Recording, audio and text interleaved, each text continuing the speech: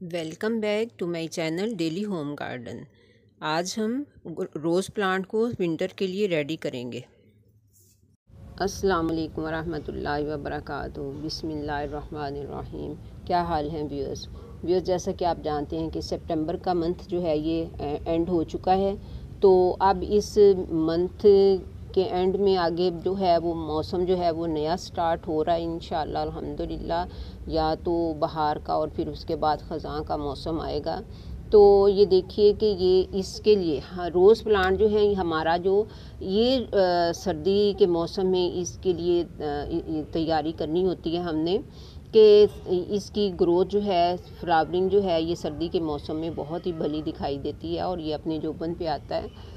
तो ये देखिए ये मेरा देसी रोज़ का प्लांट है। तो इसको हमने अब क्या करना है कि ये नीचे वाली ये जो ब्रांचेस होती हैं ना, ये हमने इनको काट देना होता है नीचे से।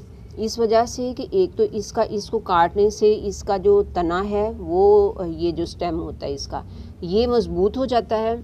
और दूसरा ये है कि नीचे इसकी रूट्स को जो है ना यहाँ पे ये हवा मिलती रहती है, धूप भी मिलती रहती है तो ज़रूरत के मुताबिक। तो अगर हम इसको इस तरह से ही रहने दें, छोड़ दें, तो फिर ये जो है उसकी रूट्स को हवा मिलती है, ना उसके स्टेम को, और ना ही वो स्टेम जो है वो मज़बूत ही होता है।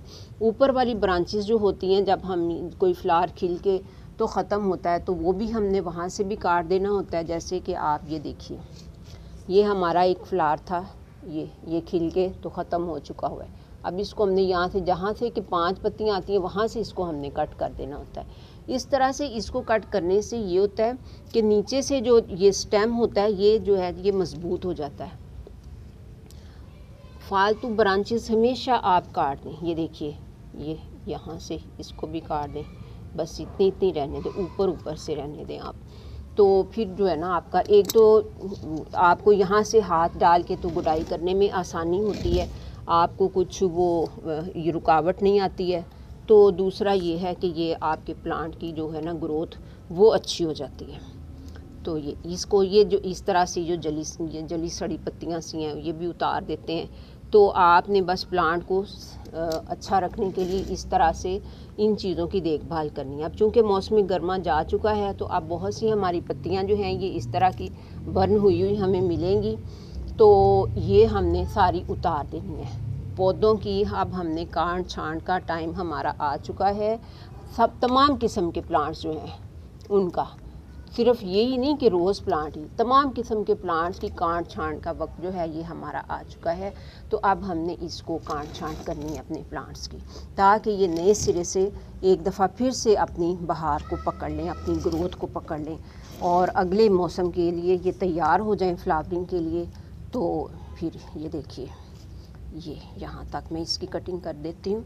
और फिर लीजिए अब ऊपर भी जहाँ कहीं भी जहाँ से कोई फ्लावरिंग होके हटी होगी तो उसको हमने काट देना है। इसी तरह से ये मेरा दूसरा रोज़ का प्लांट है, मैं इसको यहाँ से कटिंग कर रही हूँ। हालांकि आप देखिए यहाँ से न्यू ब्रांचेस बन रही हैं, लेकिन काटने को दिल भी नहीं करता, लेकिन हमें काटना पड़ता है इस वजह से कि ये जो यहाँ से हमने इसको मज़बूत करना होता है, वरना फिर ये ऊपर से ब्रांचेस जो हैं ये सेहतमंद नहीं बनती हैं। तो बस ये यहाँ तक हमारा ये प्लांट जो है ये ठीक है। ये जो पीछे वाला है इसको भी हम कर लेते हैं। लीजिए इसको भी कर दिया मैंने। और अब क्या करना है कि इसकी जो टिप्स हैं, टिप्स को भी चेक करेंगे, और ये वाली जो गली सड़ी बर्न हुई पत्तियां हैं इनको भी हम चेक करेंगे, ये भी साथ साथ काट देंगे। तो बस इस तरह से हमने इसको जो है ना प्लांट को बचाना है। कुछ पत्तियां तो खुद ही बर्न होके गिर जाती हैं और कुछ हमें खुद से गिरानी पड़ती हैं। ये देखिए ये एक फ्लावर जो है ये खिल के ख़त्म हो चुका है।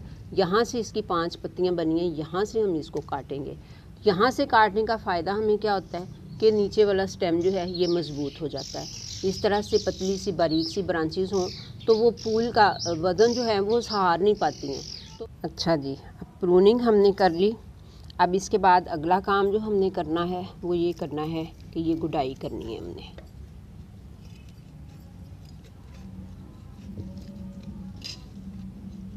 ये किनारों किनारों से आपने गुडाई करनी होती है प्लांट से।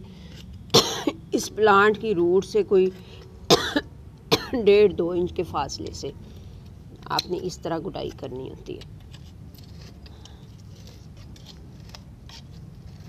और इसके अंदर अगर कोई फालतू प्लांट्स हैं तो उनको भी निकाल देना है। एक मेरा ये है, एक प्लांट बना हुआ, पता नहीं ये किस चीज़ का है, मैं इसको भी निकाल लूँगी। एक ये है, इसको भी मैं निकाल दूँगी।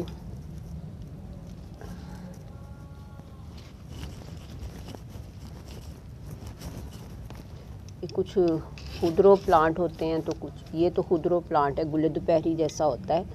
तो पता नहीं ये है कौन सा असल प्लांट, ये क्या है, इसका नाम क्या है, ये नहीं कभी भी मुझे मालूम हो सका, लेकिन ये खुदरो ही होता है। अब आप ये देखिए कि ये कटिंग करने के बाद यहाँ पे जगह बन गई और मेरा हाथ इजीली जो है ये आराम से इसकी गुडाई कर रहा है। मुझे कोई ब्रांच जो है फालतू वाली वो मेरे रास्ते में कोई रुकावट नहीं बन रही, मुझे काम करने में कोई दिक्कत नहीं हो रही है। अभी हमने गुडाई कर ली है। अब हम ये करेंगे कि इस के किनारों में ना, सारे प्लांट के किनारों पे हम ये थोड़ी सी DAP के दाने डाल देंगे चारों साइडों पे। ये जो गुडाई करनी होती है आपने, ये भी कोई 1.5-2 इंच गहरी करनी होती है। अब आप ये देखें, ये मेरे पास DAP है, इसके कुछ दाने मैं लूँगी। ये पॉट के साइज़ के हिसाब से लेते हैं, ये मेरा पॉट काफ़ी चौड़ा है, तो ये देखिए 2-4 दाने मैं इधर डाल दूँगी और थोड़े से दाने मैं इधर डाल दूँगी, 3-4 दाने, और इसी तरह से मैं इधर डाल दूँगी। ये चारों साइडों पे इसी तरह से हमने ये जो दाने हैं DAP के, इनको हमने इधर डाल देना है। और ये लीजिए, ये 4 साइडों पे मैंने ये DAP के दाने डाल दिए और तकरीबन जो हैं ये 15-20 दाने तो इसमें चले ही गए हैं। अब कल हम इसको पानी देंगे। अब आज इसको पानी नहीं देना हमने, आज हमने बस ऐसे ही इसको छोड़ देना। ये मिट्टी हमने ऊपर कर दी है सारी। अब ये DAP जो है ये इसके अंदर रहेगी और जो है कल हम इसको पानी डालेंगे, क्योंकि अभी मिट्टी इसकी नम है। मिट्टी ड्राई हो तो फिर गुडाई करें और फिर उसके बाद आप इसमें ये DAP डालें, फिर आप उसको जो है ये पानी डालें। तो व्यूअर्स, आज हमने ये जो है रोज़ प्लांट अपना ये तैयार कर लिया है। तो फीडिंग भी करा दी इसकी, हमने इसकी प्रूनिंग भी कर दी और इंशाल्लाह वाटरिंग भी कल कर देंगे। तो सेम तरीके से मेरे जितने भी रोज़ प्लांट हैं मैं उन सब को इसी तरीके से रेडी कर लूँगी इंशाल्लाह। तो इस वजह से मैं आपको बाकी नहीं अब दिखाऊंगी, क्योंकि फिर वीडियो बहुत लंबी हो जाती है। तो मिलते हैं फिर नेक्स्ट वीडियो में इंशाल्लाह। अस्सलाम वालेकुम।